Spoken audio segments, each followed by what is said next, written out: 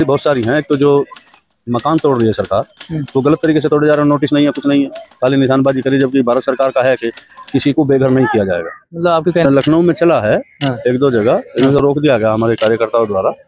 और मोस्टली मांग जो है हमारी वो ये है, लगभग 42 लाख MSP गारंटी अगर हो गई तो हिंदुस्तान का किसान भूखों मर जाएगा।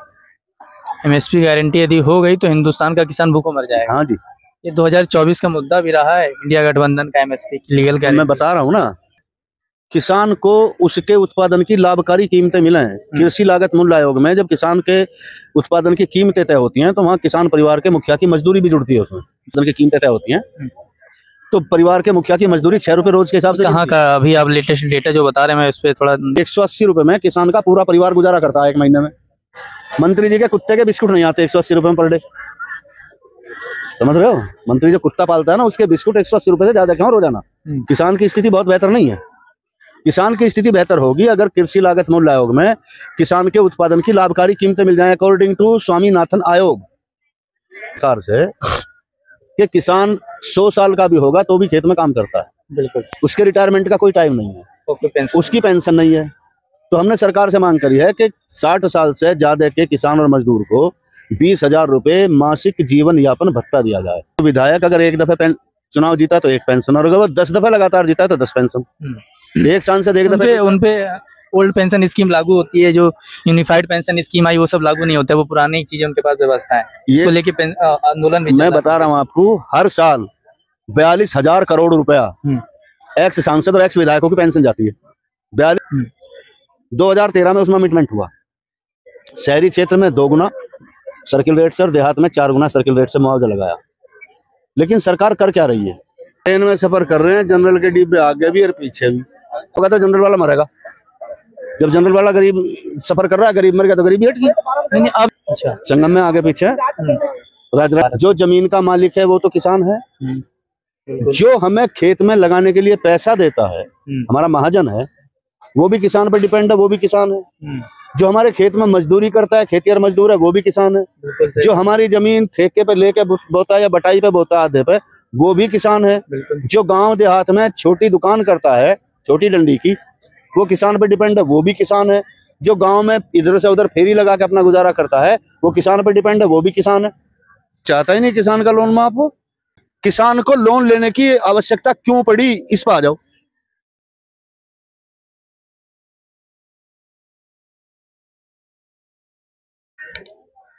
देश के सम्मानित नागरिकों को मेरा प्रणाम। आपने देखना शुरू कर दिया है जन विकास मीडिया। अभी हम लोग इको गार्डन में मौजूद हैं और यहाँ पे फिर से किसान यूनियन के कुछ लोग हैं जो अपनी मांग को लेके यहाँ पे आज धरना दे रहे हैं।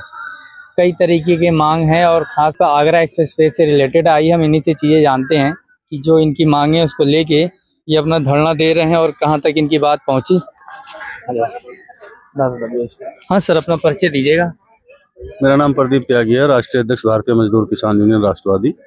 किन मांग को लेके आज आप लोग इको गार्डन पहुंचे हुए हैं और प्रेस रिलीज में आपने कई चीजें लिख रखी हैं कि हमें पेंशन वगैरह दिया जाए, कई चीजें बहाल किया जाए, मुआवजा से रिलेटेड है, और उसके बाद कहते हैं हमारी यदि चीजें नहीं सुनी जाएंगी तो हम मुख्यमंत्री आवास तक भी कूच कर सकते हैं, जिसमें शासन प्रशासन। ये बात सही है कि हमें मुख्यमंत्री निवास कूच करना था, लेकिन आज मुख्यमंत्री महोदय है नहीं है, महाराष्ट्र चुनाव में है, इसलिए प्रोग्राम कैंसिल कर दिया। डिमांड्स तो हमारी बहुत सारी हैं। एक तो जो मकान तोड़ रही है सरकार, वो गलत तरीके से तोड़े जा रहे हैं, नोटिस नहीं है, कुछ नहीं है, खाली निशानबाजी करी, जबकि भारत सरकार का है कि किसी को बेघर नहीं किया जाएगा। मतलब आपके कहने मतलब आपके क्षेत्र में भी बुलडोजर चला जो आप मांग लेके आए? यहाँ लखनऊ में चला है एक दो जगह, इनको रोक दिया गया हमारे कार्यकर्ताओं द्वारा।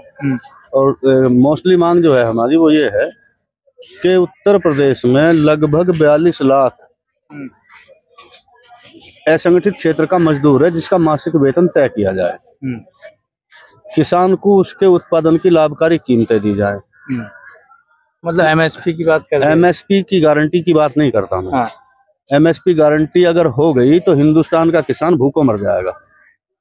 MSP गारंटी यदि हो गई तो हिंदुस्तान का किसान भूखों मर जाएगा। हाँ जी, ये 2024 का मुद्दा भी रहा है इंडिया गठबंधन का MSP लीगल गारंटी। मैं बता रहा हूँ ना, जिन लोगों को जानकारी है, जिन्होंने मुद्दा बना, उनसे तो किसान की परिभाषा पूछ लो, परिभाषा नहीं बता सकते किसान की, किसान क्या है किसे। नहीं, परिभाषा नहीं मालूम। कौन बतावेगा? किसान की परिभाषा कोई इतनी सी थोड़ी कि जो खेती का मालिक है, किसान जमीन का शायद एनडीए गवर्नमेंट जानती होगी, जो किसान सम्मान निधि उन्होंने चालू किया वो बेहतर है। मैं उसे भी बढ़िया नहीं मान रहा।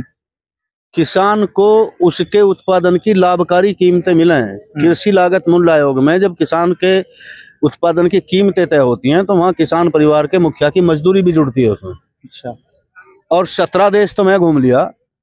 कितने देश? 17 देश। अच्छा। और मुझे आज तक इतनी भयानक मजदूरी किसी देश में नहीं मिली जितनी यहाँ किसान परिवार के मुखिया की है। मतलब ये उन देशों का आप अनुभव बता रहे हैं? जी हाँ, चीजें देख के। 1962 में एमएसपी लागू हुआ था और 1962 में तय हुआ था कि किसान परिवार के मुखिया की मजदूरी 6 रुपए पर डे होगी। वो आज भी 6 रुपए है। कैसे 6? जो किसान परिवार के मुखिया की मजदूरी जुड़ती है कृषि लागत मूल्य आयोग में, जब किसान के उत्पादन की कीमतें तय होती हैं तो परिवार के मुखिया की मजदूरी 6 रुपए रोज के हिसाब से। कहाँ का अभी आप लेटेस्ट डेटा जो बता रहे हैं, मैं इस पे थोड़ा आइडिया नहीं है मुझे, थोड़ा ये कहाँ से डेटा दे रहे हैं आप? कहाँ से? सेंट्रल गवर्नमेंट का डेटा है भाई। मेरे रिश्तेदार रहे हैं कृषि लागत मूल्य आयोग के प्रेसिडेंट डॉक्टर वीरेंद्र त्यागी। सारा डेटा निकाल के दिया उन्होंने मुझे। उसका प्रमाण वगैरह है? तो अब यहाँ थोड़ा प्रमाण लेके बैठा हूँ मैं। चलिए, मैं तो बता रहा हूँ, देख लेना उसे। और वो 6 रुपए यानी 180 रुपए में किसान का पूरा परिवार गुजारा करता है एक महीने में। मंत्री जी के कुत्ते के बिस्कुट नहीं आते 180 रुपए में पर डे। समझ रहे हो?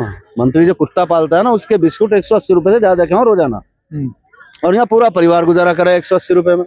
हमारे किसानों की स्थिति उससे जमीनी स्तर पे तो उतनी भी बेहतर नहीं दिख रही है जिस हिसाब से सरकार वादे की। किसान की स्थिति ना बेहतर है और ना ये होने दें। सरकार कोई आ जाए, चूंकि किसान की जो कमर है ना बहुत मजबूत है। ये मुड़ के तीर कमान बन जाएगी लेकिन टूटेगी नहीं। मुड़ के तीर कमान बन जाएगी लेकिन टूटेगी नहीं, इतनी मजबूत है इसकी कमर। इसके पास में कुत्ते का हाड़ है। जैसे कुत्ता सूखे हाड़ को चबाता है ना, आप उसके मसूड़ों में से खून निकले और उसे मजा आएगा। वही किसान की खेती का मतलब है। बचता कुछ नहीं किसान को खेती में। मैं कैलकुलेट करके बता रहा हूँ, जीविका चल जाती है सर।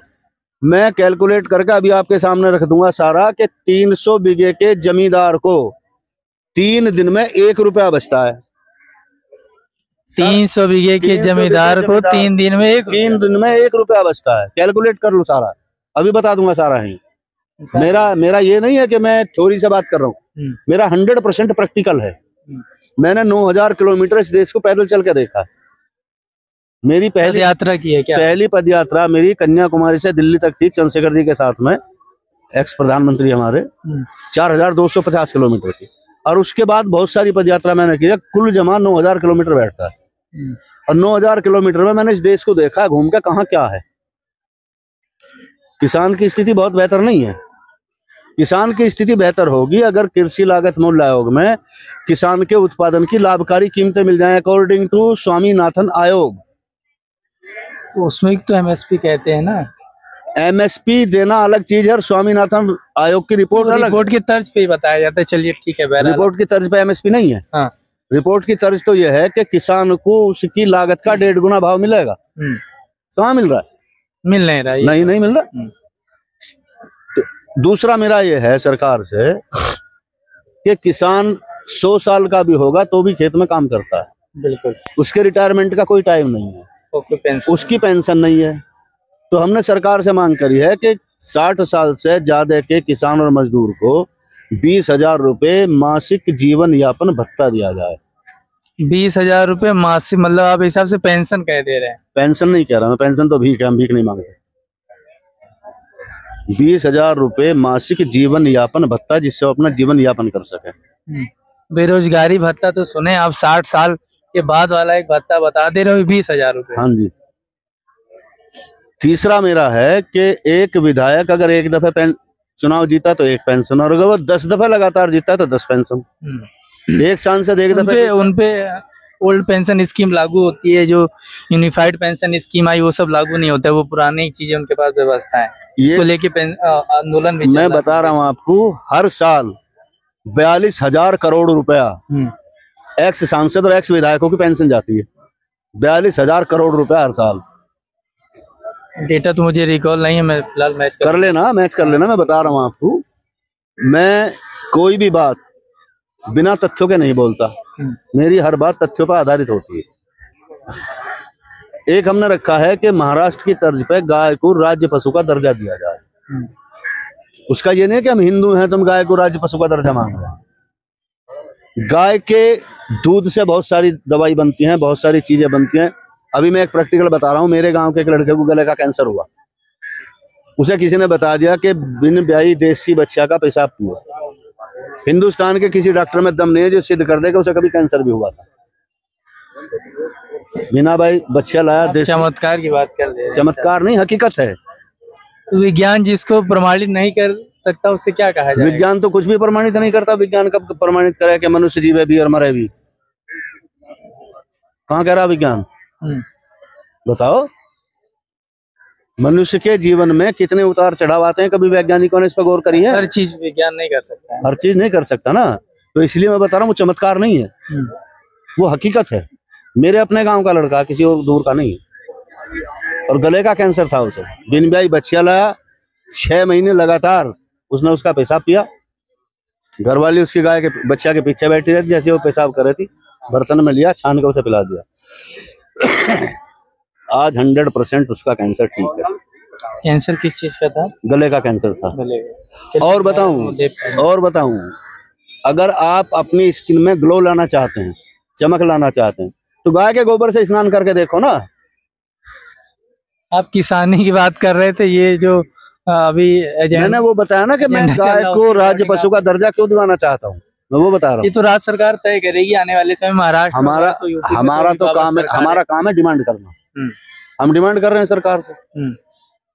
इसमें क्या दिक्कत है? किसान का जो जमीन एक्वायर की जा रही है, 1895 का लैंड एक्विजिशन एक्ट था, जिसका सेक्शन 17 ये कहता था कि सरकार कभी भी किसी की भी जमीन एक्वायर कर लेगी बिना कुछ बताए।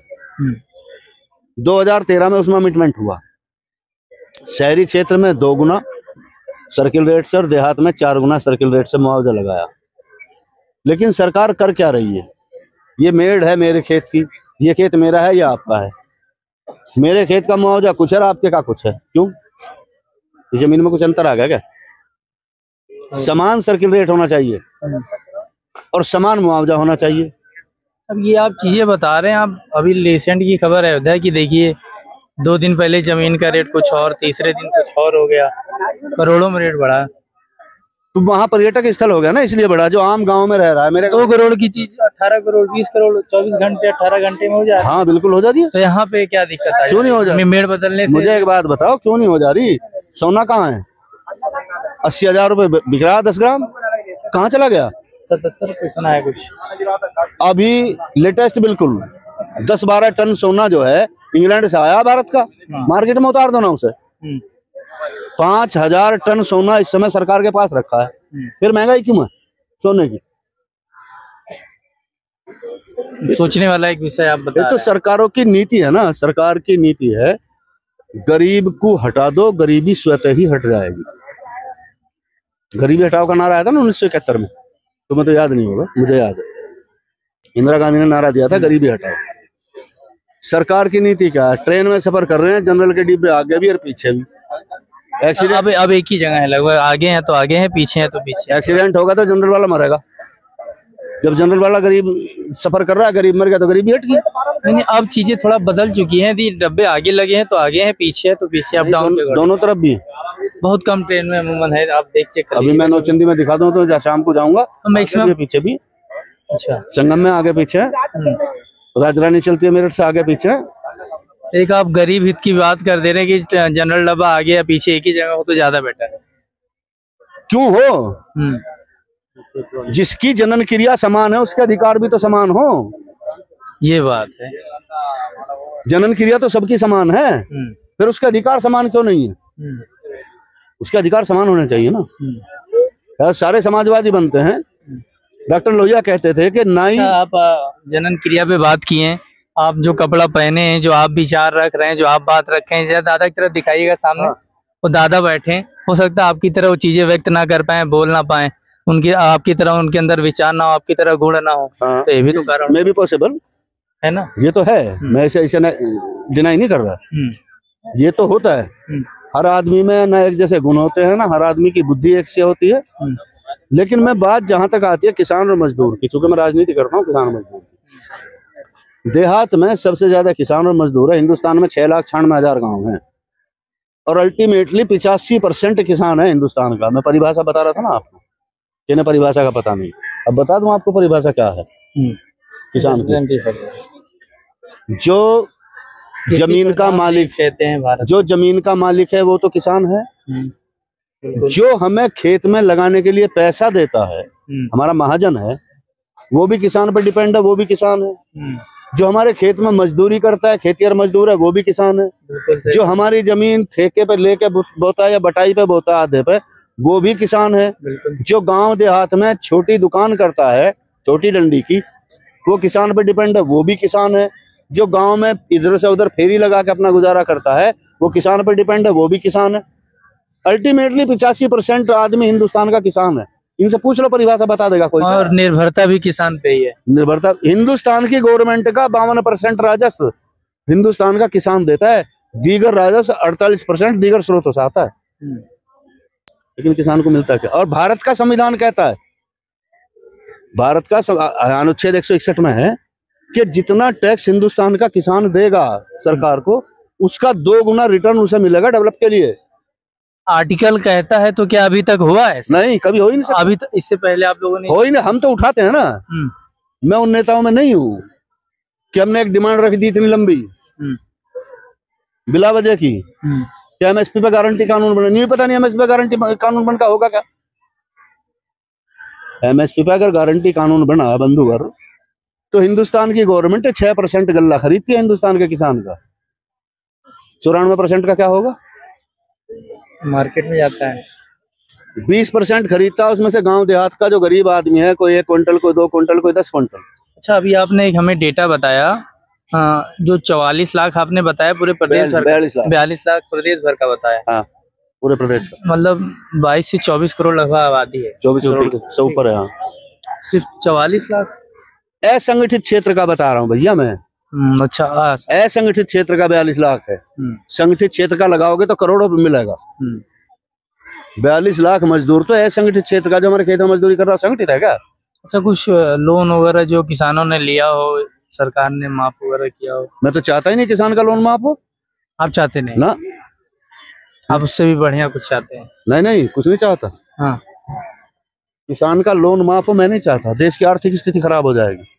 किसान को लोन लेने की आवश्यकता क्यों पड़ी, इस पर आ जाओ। ये तगड़ा मुद्दा है, ऐसा कोई नहीं सोचता। राहुल गांधी की एक यात्रा चली थी, खाट यात्रा, उत्तर प्रदेश में, याद होगी आपको। मेरा आमना सामना हुआ था बहराइच में। जो भारत जोड़ो यात्रा, भारत जोड़ो नहीं, खाट यात्रा चली थी, ये 2019 की है। अच्छा। और उसने कहा था किसान का बिजली बिल हाफ और कर्जा माफ। तो मैंने उससे एक सवाल कर लिया, मुझे एक बात बता दो कि किसान पे कर्जा हुआ कि हमारा छोटा जो काश्तकार है, छोटी जो उसका, वो भी 20-30 लाख रुपए की संपत्ति का मालिक है, फिर उस पर 10,000 रुपए बैंक का कर्जा क्यों है? इसका जवाब दो। जवाब नहीं दिया गया था किसी को। खाट सभा समाप्त होगी, लेकिन जवाब नहीं दिया किसी को। क्यों? अगर किसान को उसके उत्पादन की लाभकारी कीमतें मिलेंगी तो किसान को कर्ज लेने की जरूरत ही नहीं पड़े। बिल्कुल सही बात है। जरूरत तो जब पड़ती है ना, जब लॉस में जाता है। हम जो भी चीज किसानी में यूज करता है, किसान हो चाहे खाद हो चाहे बीज हो, तो इन सब में कुछ ऐसा प्रोसीजर अपना लिया जाए कि मान लीजिए उसे तत्काल पैसा पे ना करना पड़े, जब फसल आए तब पे करे, ऐसी पॉलिसी। कनाडा, अमेरिका, स्विट्जरलैंड में किसान की सब्सिडी 62% है, कनाडा में 68% है, अमेरिका 72% देता है अपने किसान को सब्सिडी। और हमें पता कितनी मिलती है? 4%। और 4% की सब्सिडी वाला किसान 72% की सब्सिडी वाले किसान के सामने इंटरनेशनल मार्केट में कैसे स्टैंड करेगा? कैसे स्टैंड करेगा ये बता दो। सरकारें तो स्टैंड कर जाती, किसान नहीं कर पा रहा। कहाँ कर रही है सरकार स्टैंड? सरकार के पास तो बहुत सारे स्रोत हैं, अडानी अंबानी बैठे हैं पैसा देने को। सरकार तो कहा सरकार स्टैंड कर जाती, किसान कहाँ स्टैंड करेगा? कैसे करेगा? एक को 72% सब्सिडी मिल रही है, को 68 मिल रही है, को 62 मिल रही है, हमें 4% मिल रही है। तुम कहाँ स्टैंड करेंगे फिर? ठीक है, प्रमुख मांग तो बोल दीजिए आप। बता तो दी, ये प्रमुख ही है सारी। गवर्नमेंट को क्या लास्ट कहना चाहेंगे, वो हम एडिट करें। गवर्नमेंट को कहना चाह रहा हूँ, या तो किसान को की स्थिति सुधार दो, उसको लाभकारी कीमतें दे दो, अन्यथा एक दिन वो आएगा कि हिंदुस्तान के अंदर ब्लड रैश होगा, खूनी क्रांति होगी देश के अंदर, अगर किसान इसी तरह से। श्वेत क्रांति सुनी है आप? खूनी क्रांति होगी, 1917 में हुई थी अमेरिका के अंदर। रीजन नहीं था क्या? रीजन यही था जो यहाँ है। तभी वहाँ कृषि लागत मूल्य आयोग में किसान प्रतिनिधि बैठते हैं, यहाँ IAS बैठते हैं, जिन्हें यूं पता नहीं गेहूं का पौधा 1.5 या 2.25 फीट का होता है, यूकेलिप्टस जितना लंबा हो, उन्हें यूं पता नहीं उसपे एक छोटी सी बाली लगे या तरबूज जितना मोटा फल लगे, वो बैठते हैं वहाँ। बहुत सी चीजें हैं जो हमें किसान हित में देखा जाए तो परिवर्तन करना होगा आने वाले समय में। बिल्कुल करना होगा, नहीं करेंगे तो खामियाजा भुगतना पड़ेगा सरकारों को।